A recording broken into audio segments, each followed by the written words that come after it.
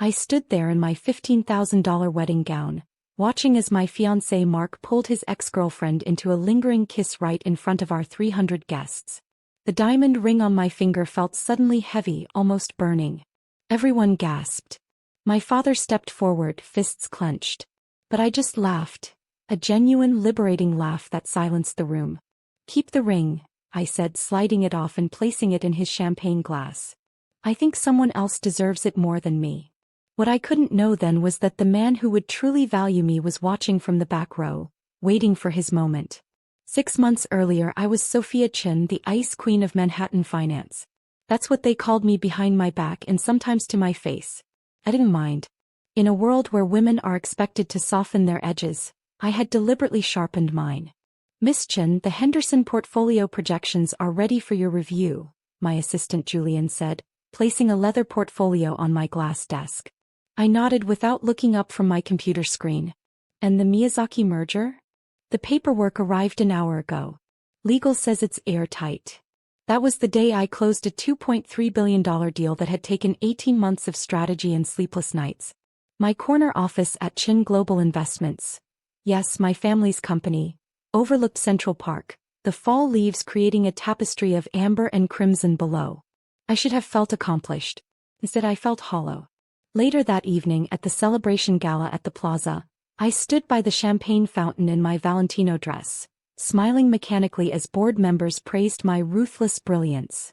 That's when Mark Williams approached.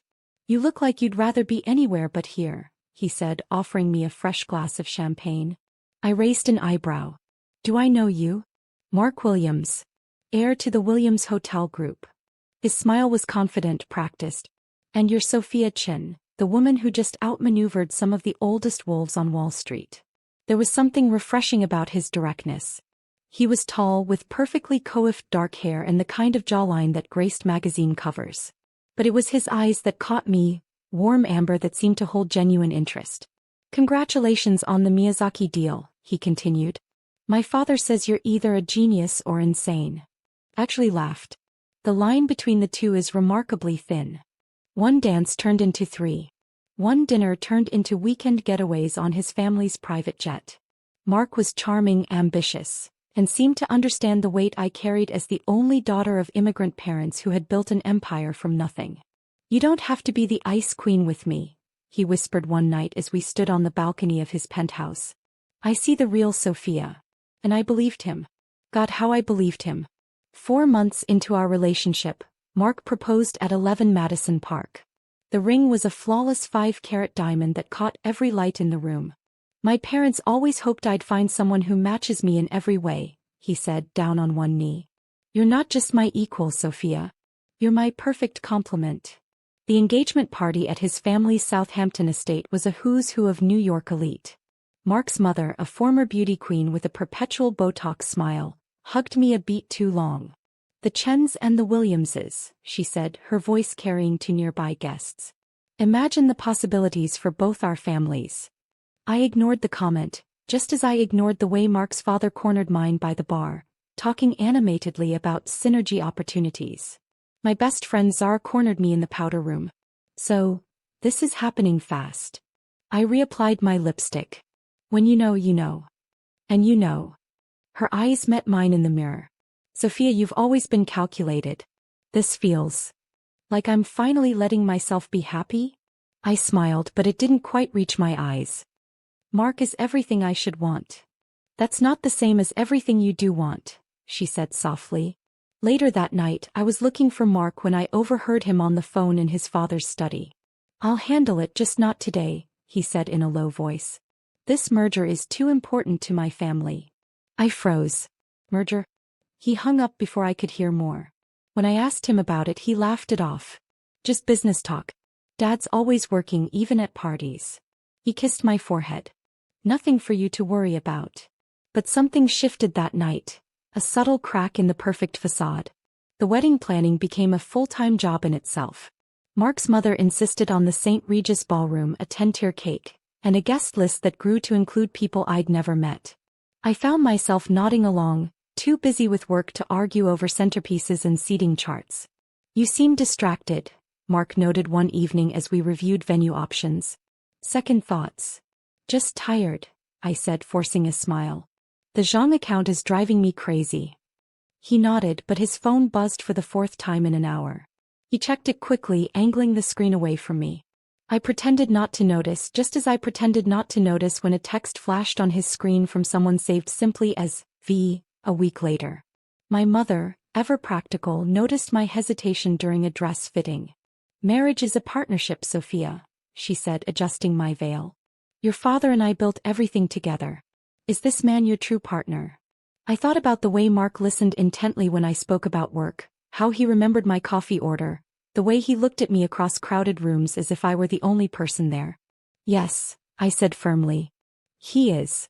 What I didn't mention were the late-night calls he took in another room, the business meetings that ran mysteriously long, or how sometimes when he kissed me, it felt like his mind was elsewhere. 3 weeks before the wedding, I met his college roommate and business partner, Alex Rivera, for the first time. Unlike Mark's polished perfection, Alex had an understated confidence, with sleeves rolled up to reveal tattooed forearms and a smile that seemed entirely genuine. So you're the woman who finally captured the elusive Mark Williams, he said as we shook hands at the rehearsal dinner. Something in his tone made me tilt my head. You sound surprised. Alex studied me for a moment too long. Mark has always known exactly what he wants. And that's a bad thing? Not at all. His dark eyes held mine. I just hope he wants the right things. Before he could elaborate, Mark appeared, clapping a hand on Alex's shoulder. I see you've met my best man. Don't believe anything he tells you. Alex smiled, but it didn't reach his eyes. I was just telling Sophia how perfect you two are for each other. I didn't miss the slight emphasis on perfect. That night I found a woman's earring in Mark's car, a small emerald stud I'd never seen before. When I showed it to him, he looked momentarily panicked before his expression smoothed. Must be my mother's, he said casually. She borrowed the car last week. I nodded and let it go, ignoring the voice in my head that whispered his mother only wore pearls. And still I walked toward the altar on my wedding day, believing in the fairy tale I'd constructed. The St. Regis ballroom was transformed into a garden of white orchids and crystal. 300 guests turned to watch me process down the aisle in my custom Vera Wang gown, a cathedral-length veil trailing behind me. Mark looked handsome in his tuxedo, but his smile seemed strained. I told myself it was normal nerves. What I couldn't have predicted was that halfway through the reception, as guests mingled and champagne flowed, Mark would disappear. I couldn't have known that when I went looking for him, I would find him in the hotel's garden courtyard with a striking woman in a red dress. Vanessa, his college girlfriend, the woman he'd dated for 5 years before me. And I certainly couldn't have imagined that in front of everyone who followed my search, Mark would pull her into that lingering kiss that changed everything. The weeks leading up to the wedding felt like drowning in slow motion. The Williams family prefers traditional vows, Mark's mother informed me over brunch at Bergdorf's, her diamond tennis bracelet catching the light as she stirred her tea. Nothing too personal. I nodded, though I'd spent weeks crafting vows that actually meant something. Of course. And the prenup lawyers need another meeting, she continued. Something about your family's holdings in Singapore. Mark squeezed my hand under the table. Mother, not now. But it was always business with the Williams family. Every dinner, every weekend, every conversation eventually circled back to synergy and strategic alliances. My father, normally so cautious with partnerships, seemed surprisingly eager to connect our families. The Williams hotel portfolio would complement our Asian investments perfectly, he said one night over dinner at our family home. Mark's father and I have been discussing possibilities. My mother shot him a warning look. That's not why Sophia is marrying him.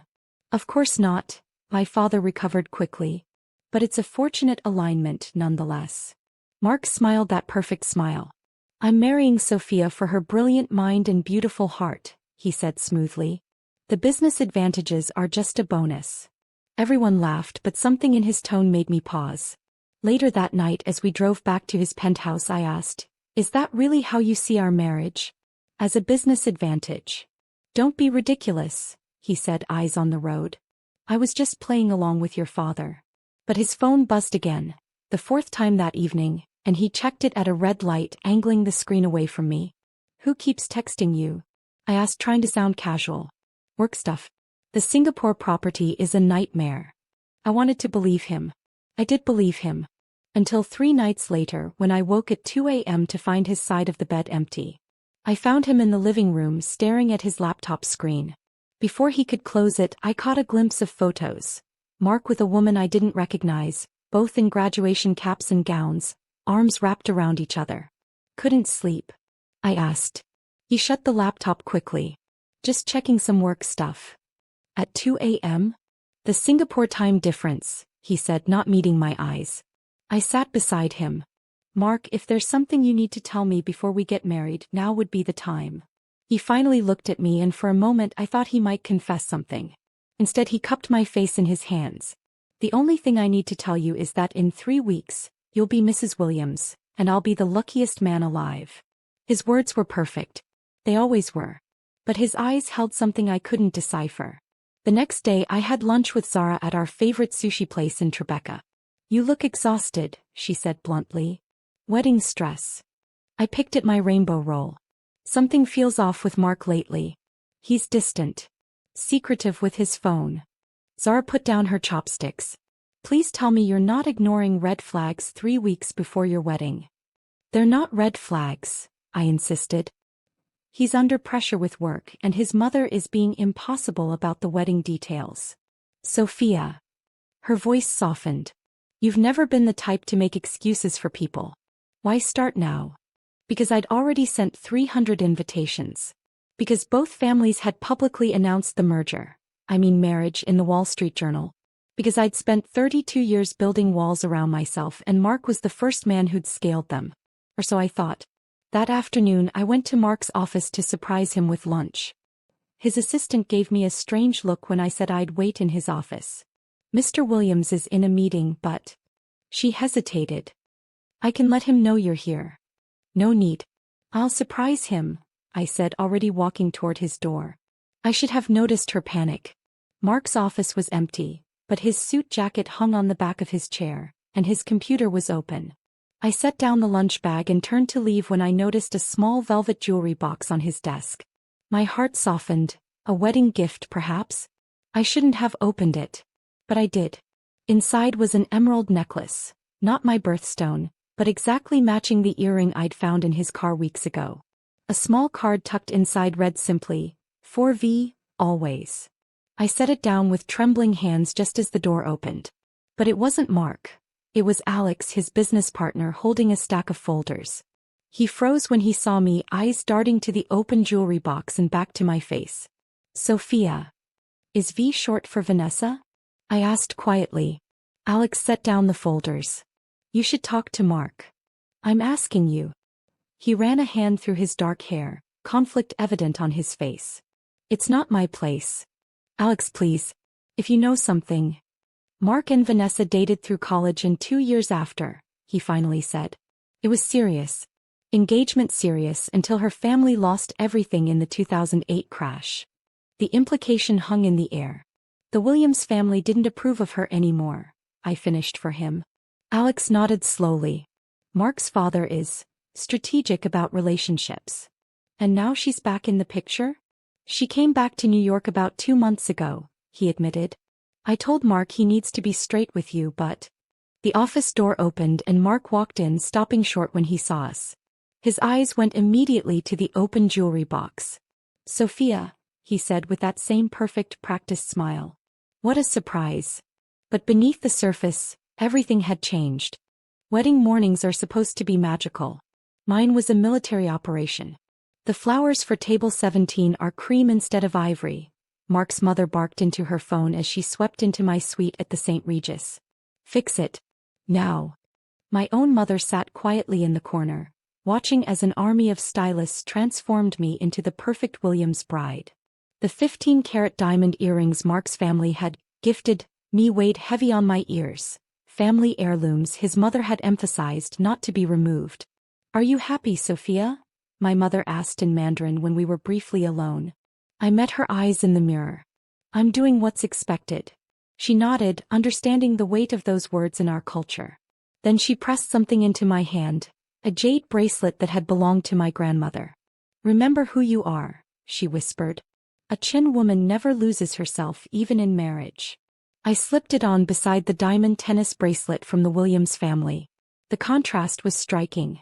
My phone buzzed with a text from Mark. Need to talk before ceremony. Important. Something cold settled in my stomach.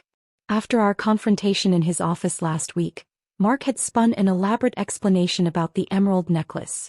It was for his mother's birthday, he claimed. The card was from his father, who always signed things cryptically. He'd apologized for being distant, blamed wedding stress and work pressure, and doubled his attentiveness. I'd pretended to believe him because walking away 3 weeks before a multimillion-dollar wedding that connected two powerful families seemed impossible. But I'd had Alex quietly investigated. Turned out he and Mark had a falling out recently, over ethical concerns regarding business practices, according to office gossip. Now, as my makeup artist applied the final touches to my natural but flawless look, I texted back, "I'm busy becoming your bride. Can it wait?" His response came immediately. "It's about us. About Vanessa." The name stared back at me from the screen. Not V anymore. Vanessa. Miss Chin. Julian, my assistant, appeared at the door. "There's a situation in the main ballroom." "What kind of situation?" "A guest who wasn't on the list.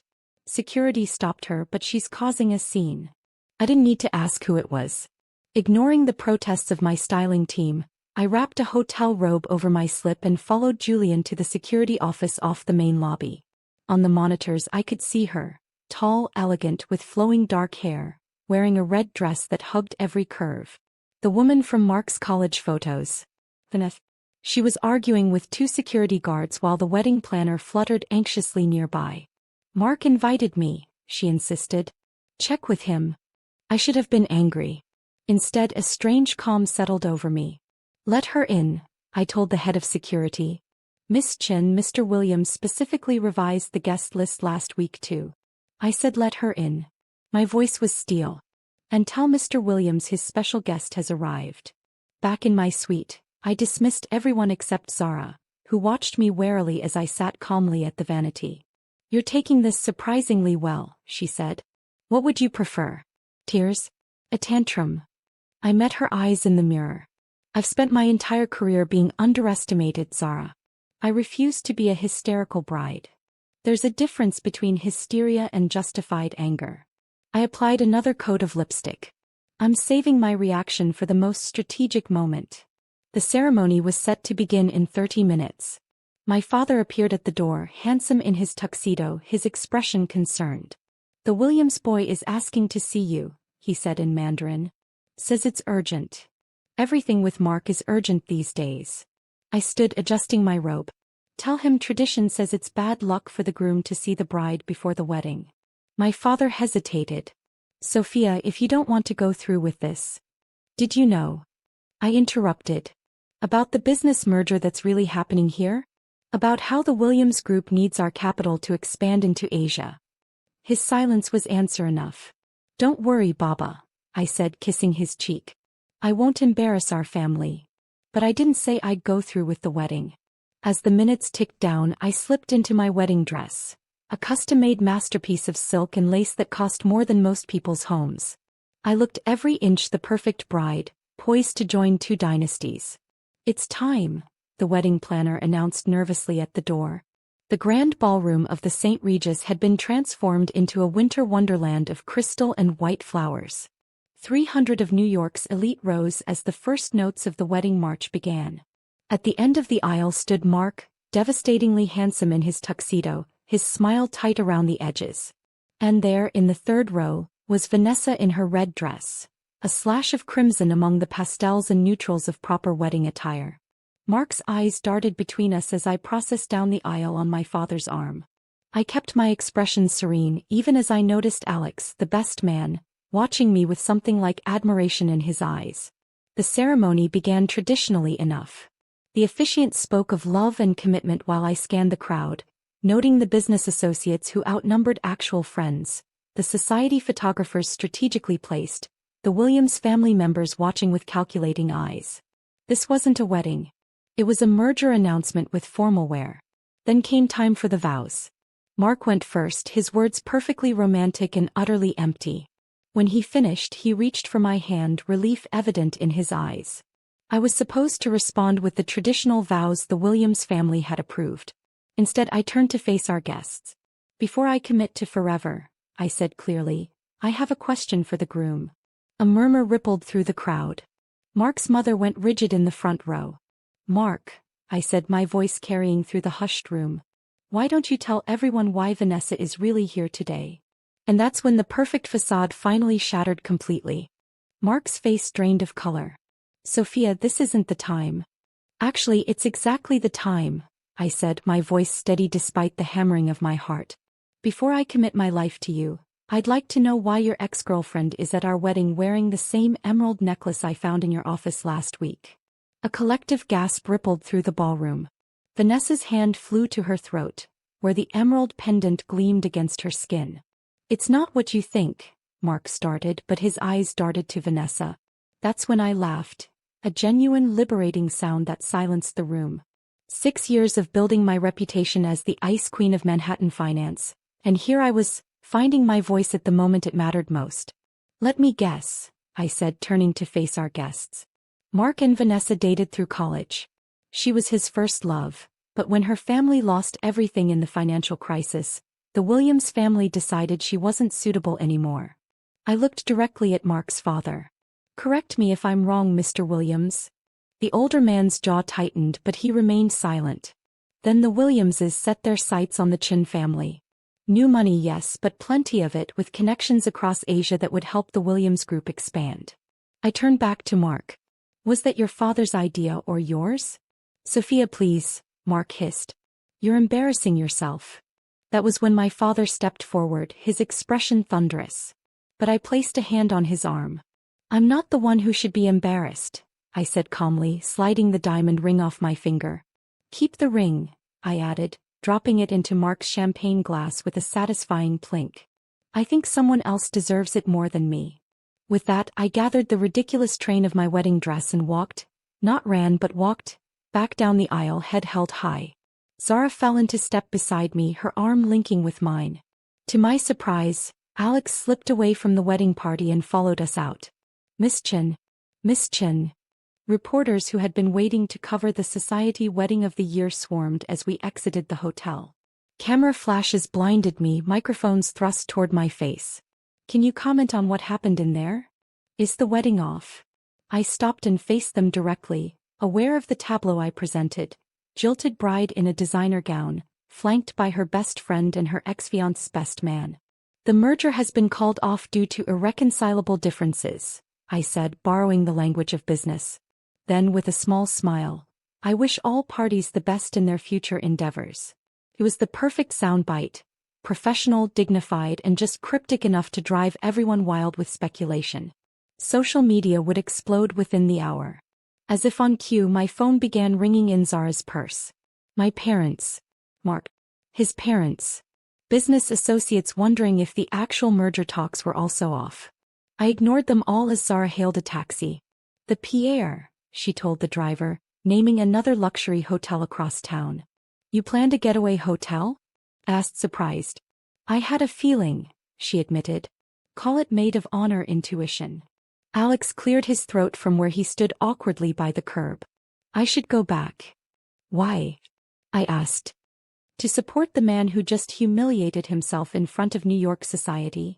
To get my things, he corrected. I resigned as COO of Williams Group last week. Today was supposed to be my last official duty. I studied him with new interest. You resigned.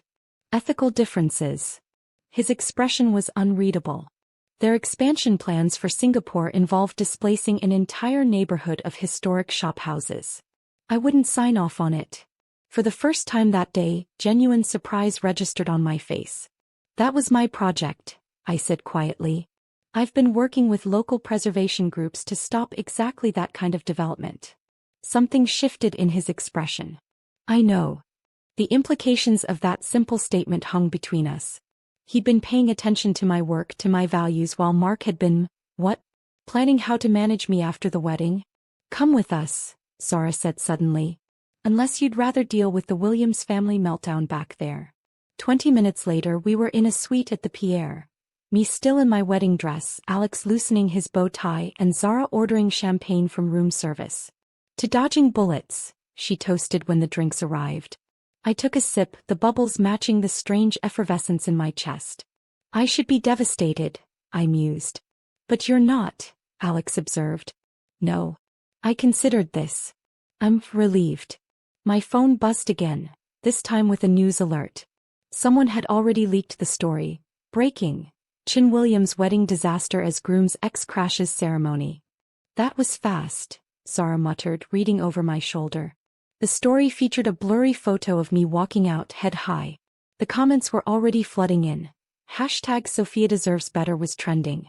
You know what's strange? I said, setting down the phone. 6 hours ago, I was willing to marry a man who clearly didn't love me, all to fulfill some dynastic expectation. What does that say about me? That you were raised to put duty first, my father said from the doorway. I hadn't heard him enter. He stood there, still in his tuxedo, looking suddenly older. Baba. I was wrong, he interrupted, his voice rough with emotion. I wanted so badly to see our family aligned with old money, to have the Chens finally accepted by the establishment. He crossed the room and took my hands. I forgot what matters most. And what's that? I asked softly. His eyes, so like my own, held mine. That my daughter deserves to be someone's first choice, not their strategic alliance. 6 months can change everything. I stood on the balcony of my beachfront villa in Bali, watching the sun sink into the Indian Ocean in a blaze of orange and pink. The salt breeze tugged at my hair, now cut to my shoulders instead of the corporate-appropriate bob I'd maintained for years. My skin had darkened to a golden bronze that would have horrified Mark's mother, who had once discreetly slipped me the business card for her miracle skin lightening specialist. The thought made me smile rather than wince. Progress. Miss Chin? Your sunset juice. Kadek, the villa's housekeeper, appeared with a fresh coconut topped with a small paper umbrella. Terima kasih. I thanked her in Indonesian, one of 3 languages I'd been learning during my sabbatical. After the wedding that wasn't, I'd done something completely out of character. I'd walked away. From New York, from Chin Global Investments, from the life that had been mapped out for me since birth. I told my parents I needed 6 months to find myself again. Surprisingly, they hadn't objected. My father, still chastened by his role in pushing me toward a loveless marriage, had simply asked that I check in weekly. My mother had packed my jade bracelet and reminded me that sometimes, walking away is the strongest choice a woman can make. The scandal had faded faster than I'd expected. In the attention economy of Manhattan, my almost wedding had been replaced by a senator's affair, then a celebrity divorce, then a Wall Street indictment. Mark had attempted damage control with a carefully worded statement about mutual differences and wishing Sophia well. But the hashtag Sophia Deserves Better hashtag had already cemented the public narrative. According to Zara's weekly gossip updates, Mark and Vanessa had attempted a reconciliation that imploded after just 3 weeks. The Williams Group's Singapore expansion had stalled without Chin Global's backing, and their stock had taken a hit when certain questionable business practices came to light. Practices that, coincidentally, matched what Alex had objected to. Alex. I hadn't expected to think about him so often. We'd exchanged a few messages in the weeks after the wedding disaster. Nothing significant. He checked to make sure I was okay. I'd asked about his plans after leaving Williams Group. He'd mentioned starting his own boutique development firm focused on sustainable, community-oriented projects. I'd wished him luck. That had been it. Or so I thought, until I quite literally collided with him on a narrow street in Ubud's Artisan Quarter 3 weeks ago. Sophia. His voice had been equal parts shock and pleasure as he steadied me, preventing the armful of batik fabrics I'd purchased from tumbling to the ground. Alex. I'd been equally stunned. What are you doing in Bali? His smile had been different somehow, more relaxed, less guarded than in New York. Soul-searching sabbatical. You. Same. I'd laughed at the coincidence, though I'm calling it a strategic retreat to avoid the actual business terminology. We'd ended up at a small cafe overlooking the rice terraces, swapping stories of our post-Manhattan lives. He'd been traveling through Southeast Asia, meeting with traditional craftsmen and sustainable builders for his new venture. I'd been island hopping, thinking about what I really wanted from life now that I'd broken free of expectations. That chance meeting had led to coffee the next day, then dinner the day after. For 3 weeks now we'd been exploring the island together, hiking volcanic trails at dawn, discovering hidden waterfalls and talking about everything and nothing until the stars emerged. I hadn't mentioned our encounters in my calls home or to Zara. Something about this connection felt too new, too fragile for outside opinions.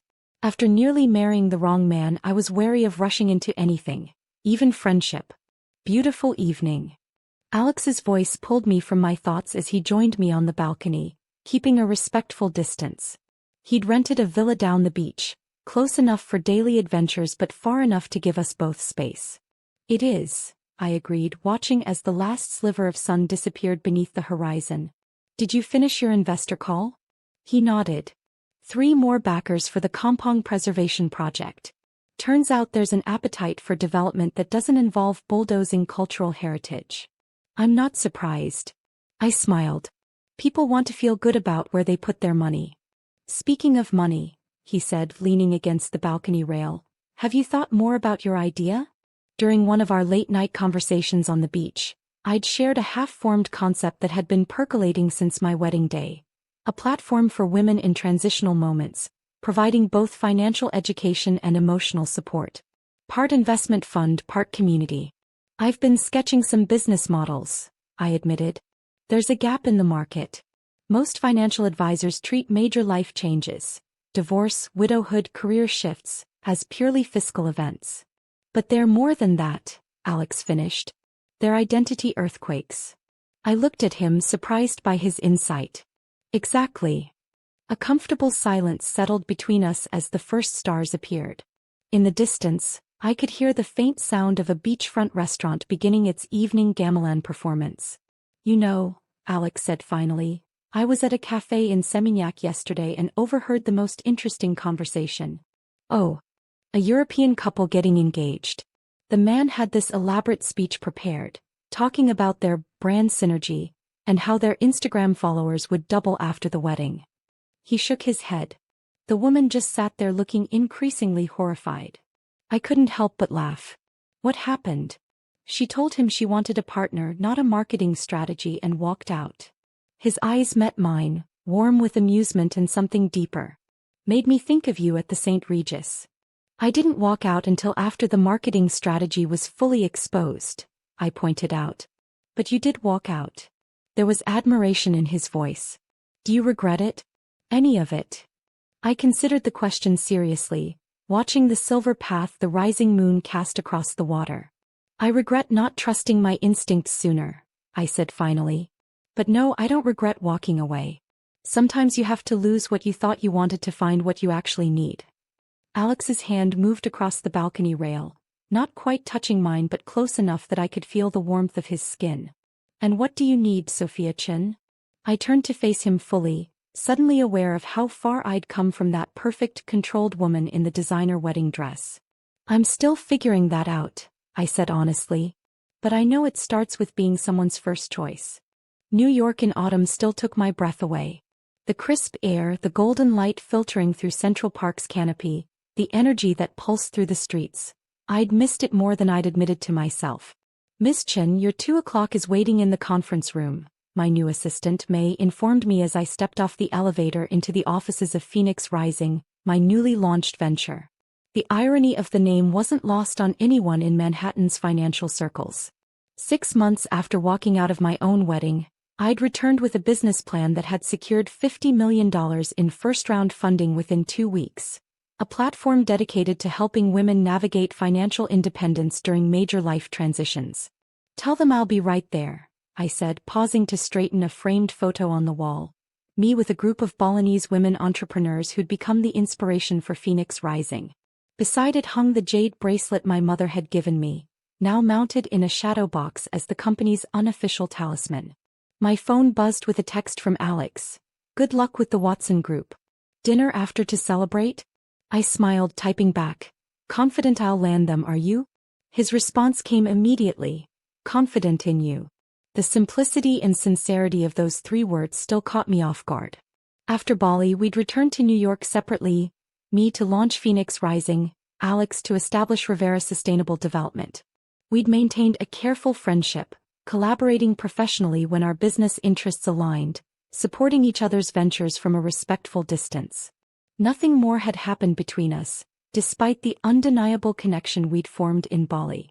We were both rebuilding, finding our footing in our new lives. And after my near miss with Mark, I was wary of rushing into anything, even something that felt as natural as breathing. My thoughts were interrupted by May appearing at my office door. "Miss Chin, there's been a change. The Watson Group meeting has been moved to the Four Seasons for lunch." I frowned. "That's unusual. Who requested the change?" "The Williams Group," May said carefully. "They've joined the meeting." My stomach dropped. "The Williams Group. Mark." "I see." I kept my voice neutral. "Please have the car brought around." In the elevator down to the lobby, I checked my reflection in the mirrored wall. Gone was the severe corporate uniform I'd worn at Chin Global. Today I wore a crimson power suit with subtle gold threading, a nod to my heritage that I would have considered too ethnic in my previous life. My shorter hair framed my face in soft waves rather than the tight chignon I'd once favored. I barely recognized the woman staring back at me, and that was a good thing. The Four Seasons restaurant hummed with power lunches when I arrived. I spotted them immediately. The three Watson Group executives I'd been courting, seated with a fourth figure whose broad shoulders and perfectly coiffed dark hair I would recognize anywhere. Mark Williams. He stood as I approached, that practiced smile firmly in place. "Sophia, you look well." "Thank you," I replied coolly, turning my attention to the Watson executives. "Gentlemen, I wasn't expecting a change of venue." Walter Watson, the silver-haired patriarch, had the grace to look slightly embarrassed. "Mark approached us with some concerns about your proposal. Given our long-standing relationship with the Williams Group, we felt obligated to hear him out." "Of course," I said, taking the only available seat, directly across from Mark. "I'm always open to constructive feedback." The lunch proceeded with excruciating politeness. I presented my platform's unique value proposition while Mark interjected with thinly veiled criticisms disguised as practical considerations. "The women your platform targets are already in emotionally vulnerable positions," he said smoothly. "One has to question whether major financial decisions should be made during such periods of instability." I smiled. "That's precisely why Phoenix Rising exists, to provide both emotional support and financial education during transitional periods, rather than allowing women to be pressured into decisions by those who might not have their best interests at heart." The Watson executives exchanged glances. "A fair point," Walter conceded. As dessert was served, Mark excused himself to take a call. Walter leaned forward. "Forgive me for asking, Ms. Chin, but given your history with the Williams Group, can we be assured there are no personal vendettas at play here?" "My only agenda is empowering women to make informed financial choices," I replied evenly. "If that sometimes means steering them away from predatory partnerships, that's simply good business advice." By the time Mark returned, the Watson Group had committed to a $10 million investment in Phoenix Rising, with Walter's daughter joining our advisory board. Outside the restaurant, Mark caught up to me as I waited for my car. "Impressive performance in there," he said, his tone condescending. "Though I'd expect nothing less." "It wasn't a performance, Mark.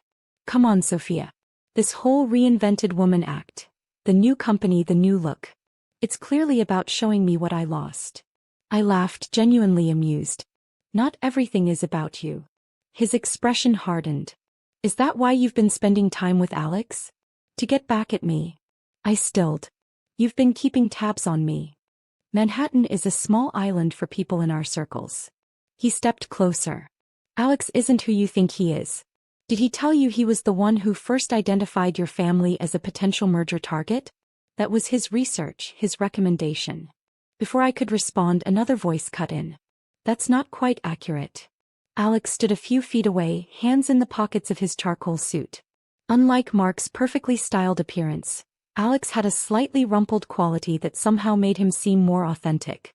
"I identified the Chin family as potential partners because their values aligned with where I thought the Williams Group should go," Alex said calmly. "Ethical development, community preservation."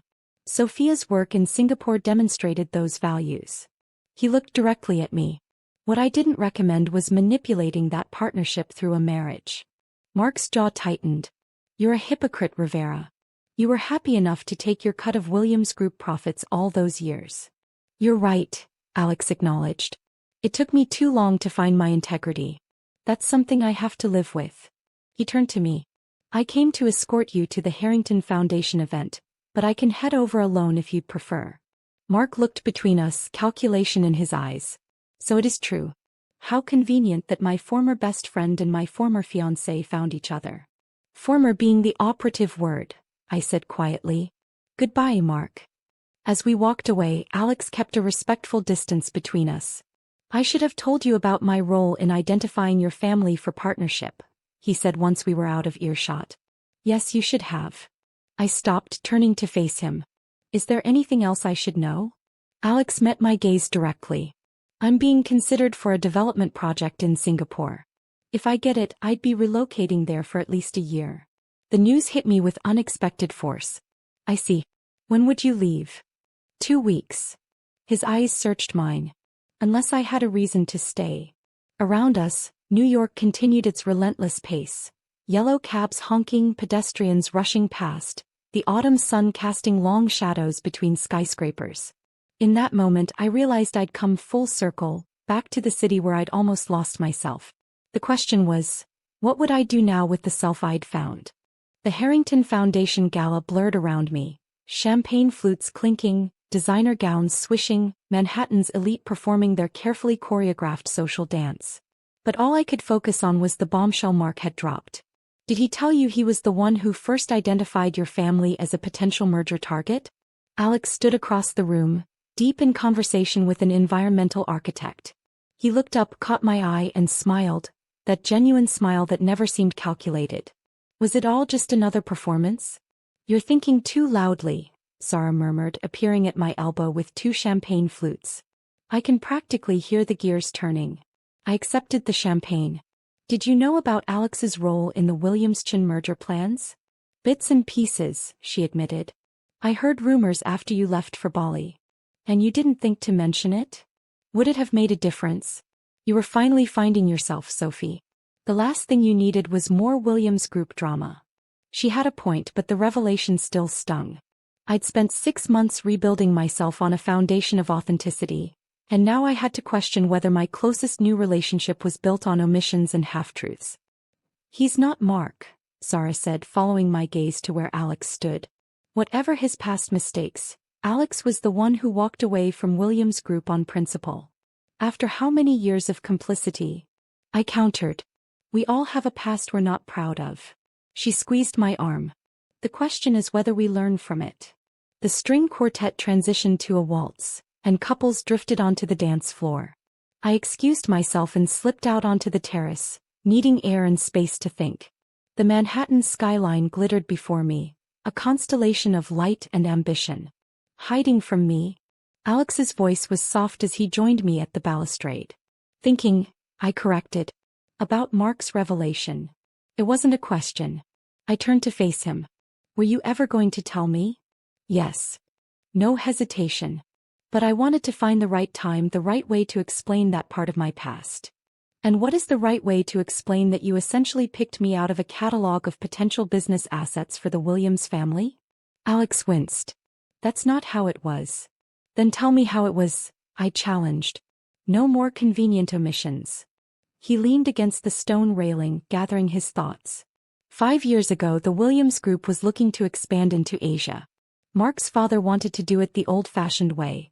Identify a compatible family business, preferably with a marriageable daughter.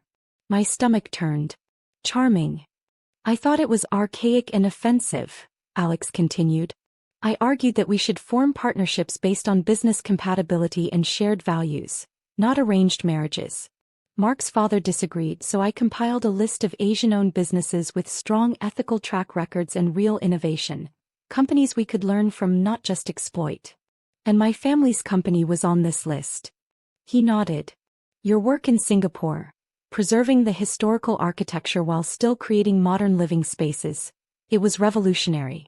I admired it professionally long before I met you personally. I processed this. So what happened? Mark's father reviewed my research and zeroed in on Chin Global. Not because of your preservation work, but because of your family's wealth and connections. And when he discovered Mark had met you at a gala, Alex's expression darkened. The rest fell into place according to their plan. And you just went along with it. No, he said firmly. I voiced my objections repeatedly.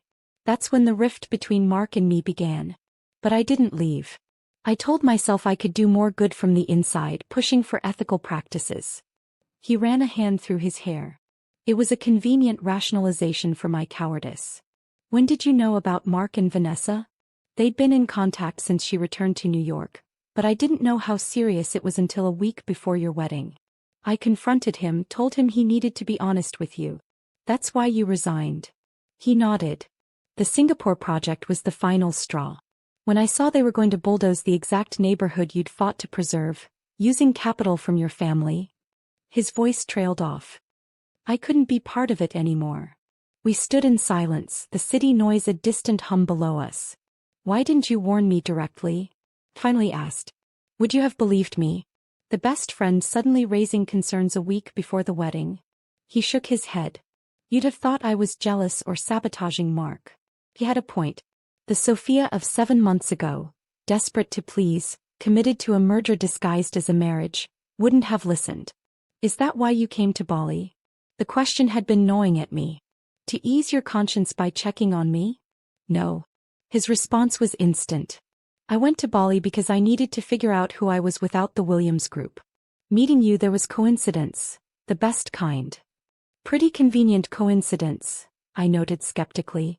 I didn't even know you were in Indonesia until we literally collided, he said. You can check my booking dates, flight records. I was as surprised as you were. I studied his face, looking for signs of the practiced charm Mark had perfected. Instead, I saw only earnest intensity, vulnerability. And Singapore? I asked. Is that opportunity real, or is it an easy way to extract yourself now that Mark is spreading rumors about us? It's real, he said quietly. A chance to develop sustainable housing while preserving historic neighborhoods. Exactly what I've always wanted to do. But, his eyes held mine. But in the last 7 months I've discovered there are things I want more. The implication hung between us, heavy with possibility. Is that why you've kept your distance since we returned from Bali? I asked. Guilt over your past with Williams Group? Partly, he admitted. But mostly because I didn't want to be another man making choices for you. After Mark, after everything you'd been through, you needed space to redefine yourself on your own terms. As the words left his mouth, I realized they were exactly what I needed to hear. An acknowledgement of my autonomy, my journey. Unlike Mark, who had attempted to shape me into his ideal corporate wife, Alex had given me room to grow, even at the cost of his own desires. Just then my phone buzzed with an alert. I glanced down to see a notification from a business news app. Williams Group under investigation for ethical violations in Singapore development project. I looked up to find Alex watching me, confusion evident in his expression. Did you have something to do with this?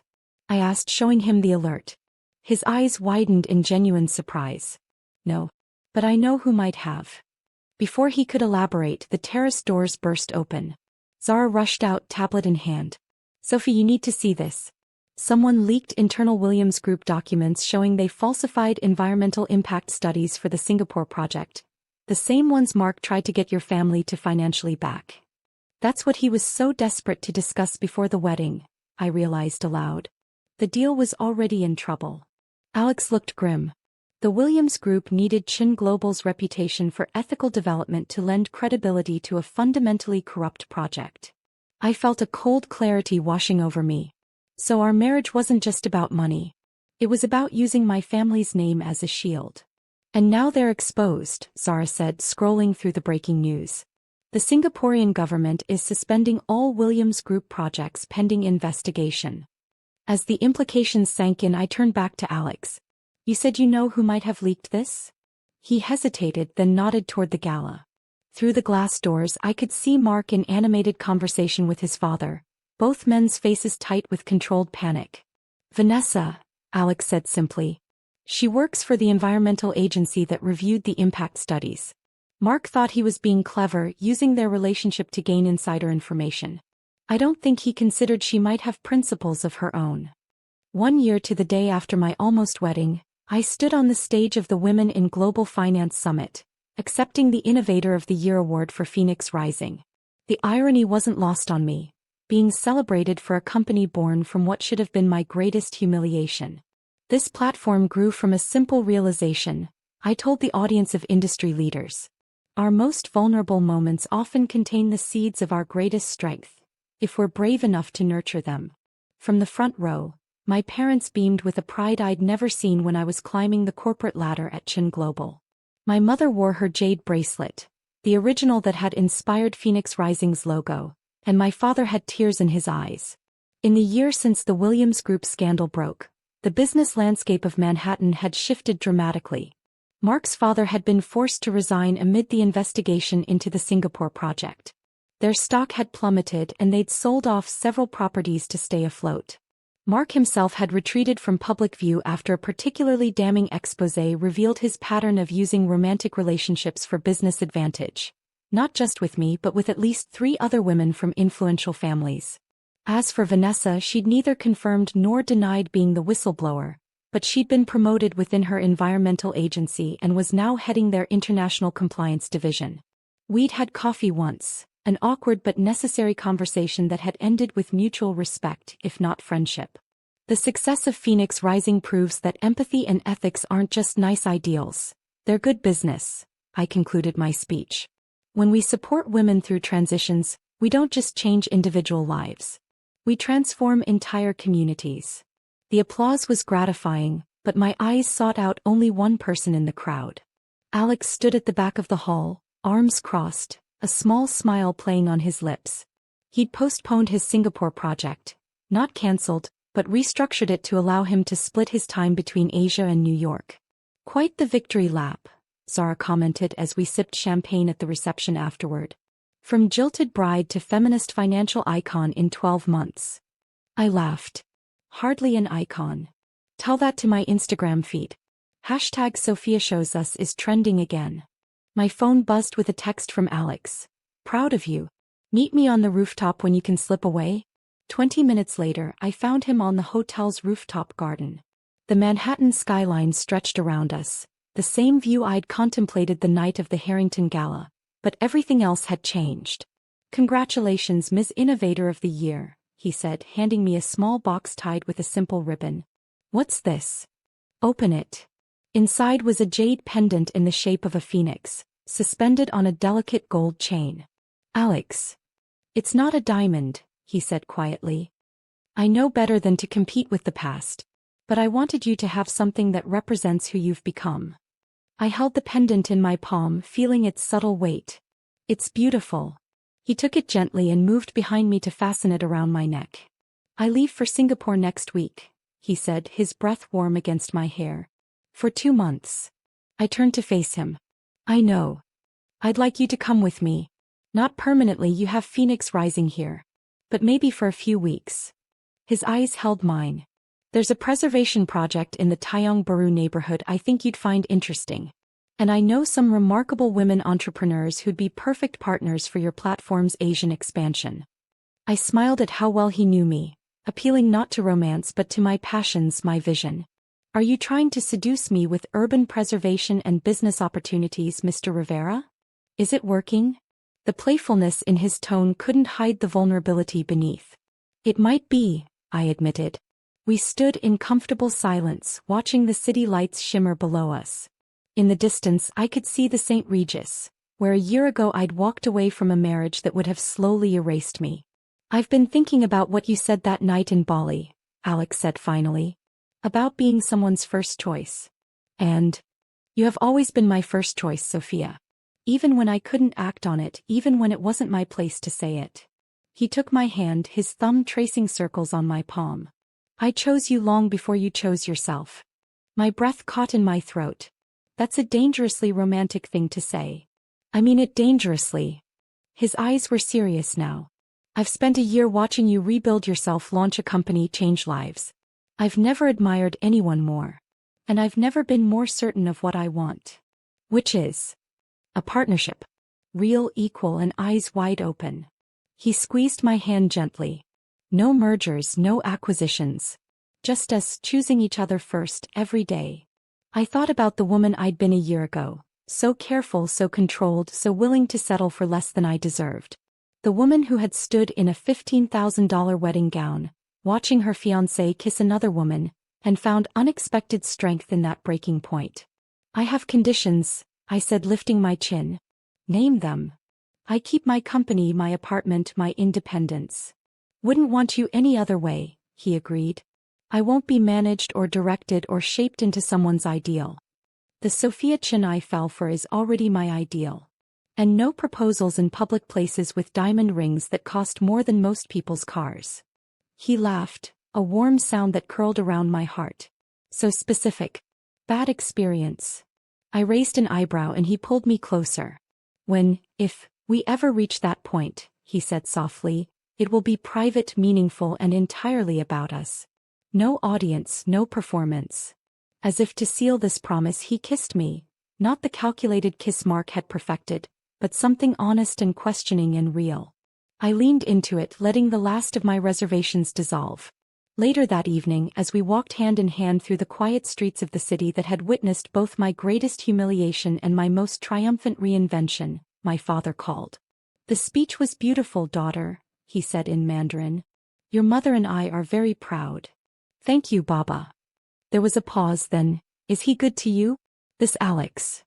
I glanced at the man beside me who was deliberately giving me privacy while pretending to be fascinated by a nearby storefront. Yes, I said simply. He sees me. Another pause. Then he has my blessing. As I hung up, Alex turned back to me with a questioning look. I slipped my phone into my purse and took his hand again. My father approves, I told him. Of what? Of whatever this becomes. His smile was worth every step of the difficult journey that had led me here. To this moment, this man, this version of myself I'd never imagined possible a year ago. So, I said as we continued walking through the city that had tried to break me and instead made me stronger, tell me more about this preservation project in Singapore. He laughed, pulling me closer against the autumn chill. Always business first. Not always, I corrected, rising on tiptoe to kiss him again. But we have time for everything else. And for the first time since I could remember, I wasn't racing toward a predetermined future or running from a painful past. I was simply, completely present, walking beside someone who had chosen me first and would continue to choose me not despite my strength but because of it.